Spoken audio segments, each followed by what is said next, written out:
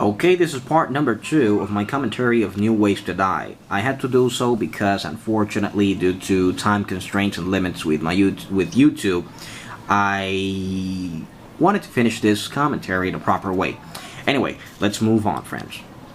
Here we have Anti-Venom cleansing Spider-Man's radioactive blood.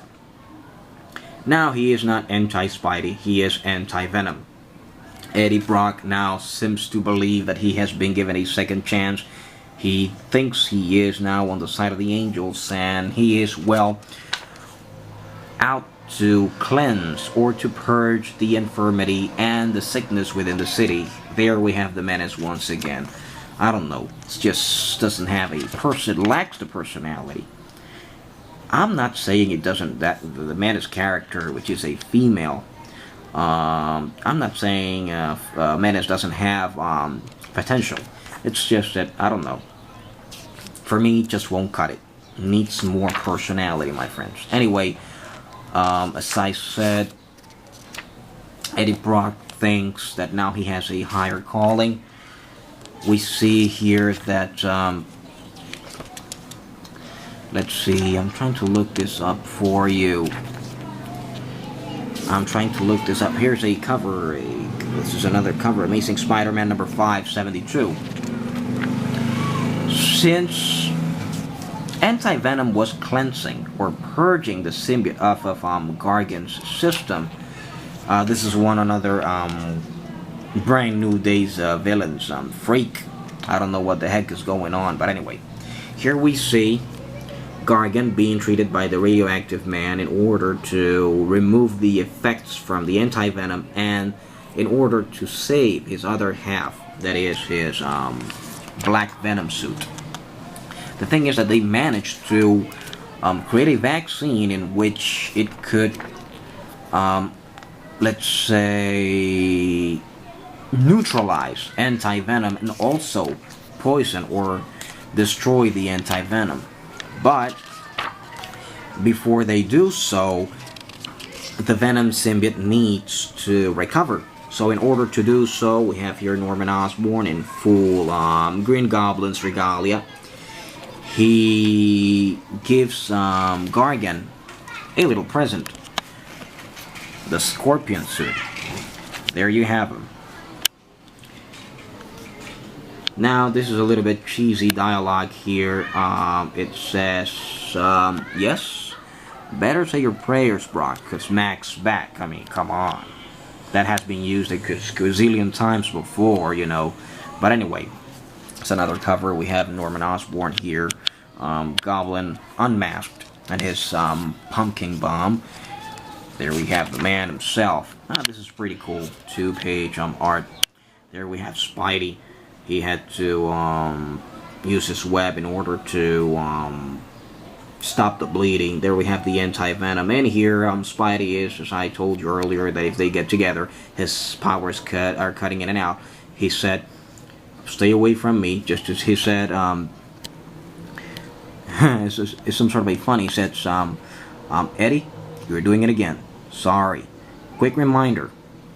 What happens if you swing too close? Your powers cut out and you could fall to your death. And we don't want that, do we? We have here a few, let's say, things that Venom was, or Anti-Venom was answering his, thinking over his response. Possibly he was thinking about, you know, letting or watching Spidey fall down, and then he says no. And then he said, good, so don't make me come back there because, well, I can't. Basically, Peter telling him to stay far away from him in order to prevent his powers from disappearing. Nevertheless, they do get in. Here we have Anti-Venom versus the Scorpion. Here we have Green Goblin, Harry Osborn over there, and Spider-Man. Basically, Harry Osborn just says that he is always complaining that he's caught in the crossfire between his dad and Spider-Man. But the thing is that in this issue, it's actually Harry who has a dirty little secret, who has been experimenting on people. It's his, the Promethean Trails, says Orman over here. Nevertheless, people, this is a good story For you who like John Romita Jr.'s artwork, here we see Scorpion actually with the anti-venom to anti-venom. Now, how's that for contradictions? In the end, and this is very, I like this part. In the end, the Scorpion was gonna kill Eddie Brock, but by that time his symbiote, the Venom symbiote, had recovered completely and refused to kill Brock. So the symbiote still loves Brock in spite of all what Brock did to it, because Brock, as I said in the beginning, auctioned it off because he was dying of cancer. Anyway, people, this is good read. It still lacks the intensity of Spider-Man. Here we have oops, somebody's in quite a hurry outside. Sorry, guys. Here we have Mr. Negative. I don't know what kind of a name that is, but anyway. And this is the closing panels. This is Eddie Brock accepting his new destiny, and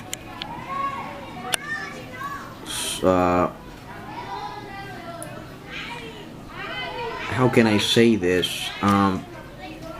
Ascertaining that he has been blessed and now he has a gift in order to purge the infirmity.